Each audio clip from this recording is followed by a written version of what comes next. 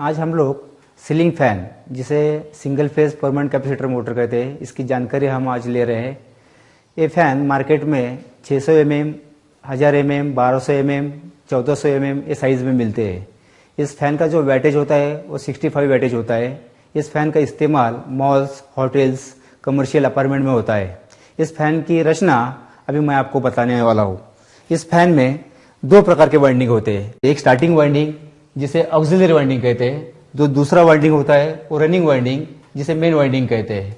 इस फैन में एक फैन रेगुलेटर जुड़ा हुआ है जो फैन का स्पीड कम ज़्यादा करने के लिए उसका इस्तेमाल होता है। ये फैन को कंट्रोल करने के लिए उसमें एक वन वे स्विच जिसे एसपी स्विच कहते हैं, सिंगल पोल स्विच, उसका भी इस्तेमाल किया है। यहाँ पे उस फैन के लिए एक फेज और एक न्यूट्रल ऐसा एसी सप्लाई यहाँ पे दिया हुआ है। इस फैन में एक स्टार्टिंग वाइंडिंग है। स्टार्टिंग वाइंडिंग के सीरीज में एक कैपेसिटर जिसे कंडेंसर कहते हैं वो लगा हुआ है। इस फैन का जो कनेक्शन है वो अभी मैं आपको बताने वाला हूँ। इस फैन में एक रनिंग वाइंडिंग का सिरा है, एक स्टार्टिंग वाइंडिंग का सिरा है, उसको यहाँ पे जुड़ा हुआ जाता है। उसके बाद जो कैपेसिटर का एक वायर है और फेज का एक वायर है, रनिंग का एक वायर है, ये तीनों वायर को यहाँ पे जुड़ा हुआ होता है। अभी हम लोग सीलिंग फैन के पार्ट के बारे में मालूमात ले रहे हैं। सीलिंग फैन में जो पार्ट होते हैं उसमें जो महत्वपूर्ण पार्ट है वो आर्मेचर है। जो आर्मेचर में रनिंग वाइंडिंग और स्टार्टिंग वाइंडिंग लगा होता है। उसके बाद में जो दूसरे जो पार्ट है उसे एंड कवर या स्टार्टिंग प्लेट ऐसा भी कहते हैं। उस प्लेट में एक बेरिंग, बॉल बेरिंग रहती है। उसका नंबर जो रहता है वो 6202 इस प्रकार का जो उसका नंबर होता है। उसके बाद में जो दूसरा बेरिंग होता है उसका वो नंबर 6200 ऐसा होता है। उसके बाद में उसके अंदर एक बूश भी रहता है। उसके बाद में जो उसमें और एक पार्ट है जिसे स्टेटर कहते हैं, जो फिरता है उसे स्टेटर कहते हैं। उसके बाद में फैन में एक कैनोपी होती है, एक टॉप कैनोपी और एक लो कैनोपी। सीलिंग फैन का जो आर्मेचर होता है उसमें दो प्रकार के वाइंडिंग होते हैं। जो बाहर लगा हुआ वाइंडिंग है वो रनिंग वाइंडिंग है और जो अंदर लगा हुआ वाइंडिंग है वो स्टार्टिंग वाइंडिंग है। ये इसका जो गेज है, वायर का गेज, वो 35-36 के दरमियान रहता है और वो उसके टर्न्स बना के, एक टर्न्स में 280 या 290 टर्न्स होते हैं एक वायर के। वो वायर को फार्मा पे बना के वो वायर इसमें फिट किए जाते हैं। उसमें मिलीलैक्स पेपर भी यूज़ किया जाता है। बाद में वार्निश वगैरह डाल के उसको वहाँ पे सुखाने के बाद उसका कनेक्शन किया जाता है। उसके बाद मैं आपको ये असेंबल कैसा किया जाती है वो अभी आप बता रहा हूँ। पहले जो नीचे का जो प्लेट होता है जिसे स्टेटर कहते हैं, उस स्टेटर में वो आर्मेचर बैठता है। ये आर्मेचर जिसमें बैठता है उसे स्टेटर कहते हैं। उसमें मैं अभी पहले आर्मेचर बिठा रहा हूँ। आर्मेचर बैठने के बाद जो ऊपर का जो प्लेट होता है वो प्लेट मैं उसको फिट कर रहा हूँ। इस प्रकार से सीलिंग फैन को असेंबल किया जाता है।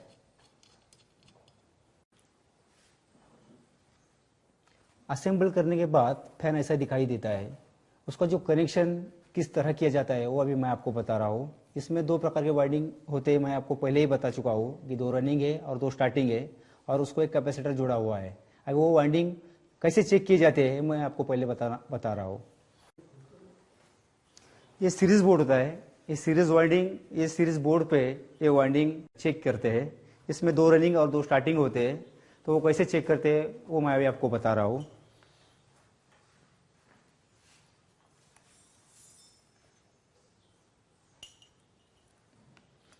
इस प्रकार एक वाइंडिंग को मैंने एक सिरा लगाया हुआ है, दूसरा सिरा मैं दूसरे वायर को लगा रहा हूँ।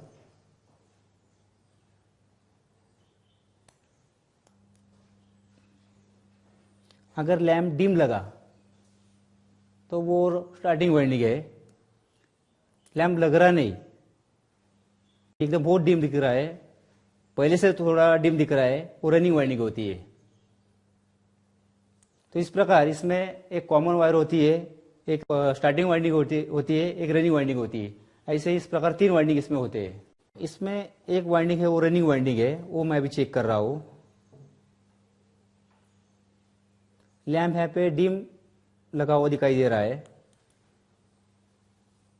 वो वायर मैं दूसरे वाइंडिंग को लगा रहा हूँ, दूसरे सिरे को लगा रहा हूँ। वहाँ पे फैन थोड़ा टॉर्क दे रहा है और लैम्प डिम लग रहा है। जब फैन थोड़ा टॉर्क देता है और डिम लगता है तो वो स्टार्टिंग वाइंडिंग होती है, और जहाँ लैंप ज़्यादा टॉर्क नहीं दे रहा लेकिन खाली डिम लग रहा है वो उसका रनिंग वाइंडिंग होता है, और जो तीसरा सिरा होता है वो उसका कॉमन होता है। इसमें जो कॉमन वायर है वो लाल कलर का है, जो स्टार्टिंग वाइंडिंग है वो पीले कलर की है, और जो रनिंग वाइंडिंग है वो काले कलर की है। तो उसका मैं कनेक्शन अभी आपको करके बता रहा हूँ। अभी इसमें एक कैपेसिटर जुड़ा हुआ है, वो कैपेसिटर स्टार्टिंग वाइंडिंग से सीरीज में मैं जोड़ रहा हूँ, वो उसका कनेक्शन आपको अभी यहाँ पे मैं बता रहा हूँ।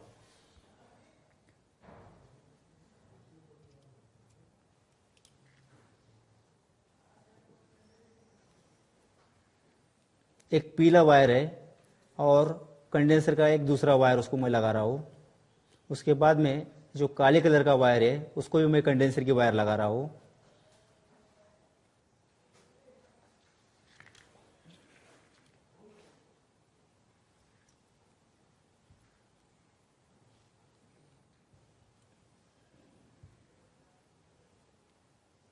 और ये जो वायर मैंने यहाँ पे कनेक्शन किया है वो मैं इसको एक कनेक्टर लगा हुआ है, वो कनेक्टर में जोड़ रहा हूँ।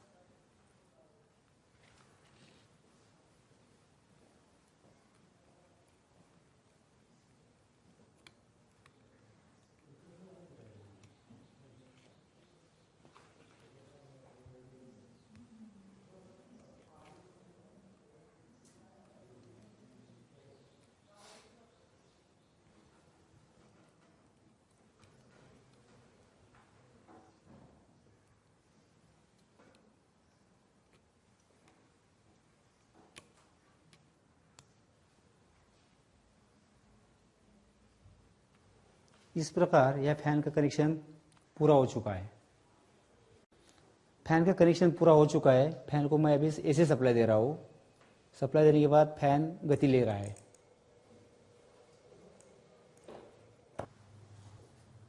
अगर इस फैन अगर गलत साइड से फिरता रहेगा तो हमें इसका कनेक्शन वापस चेंज करना पड़ता है, वो कनेक्शन मैं अभी आपको बता रहा हूँ।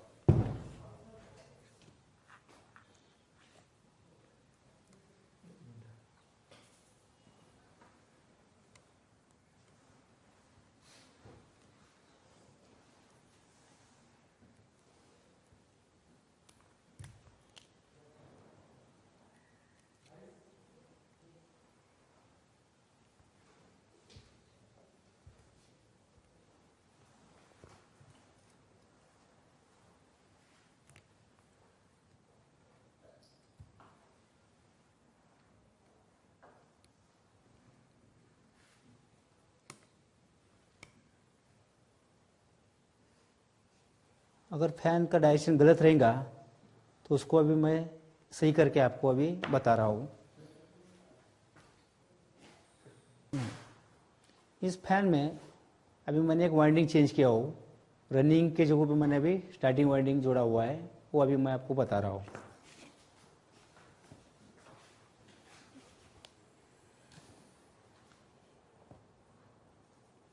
अभी फैन का जो डायरेक्शन है वो सही तरह क्लॉकवाइज में है।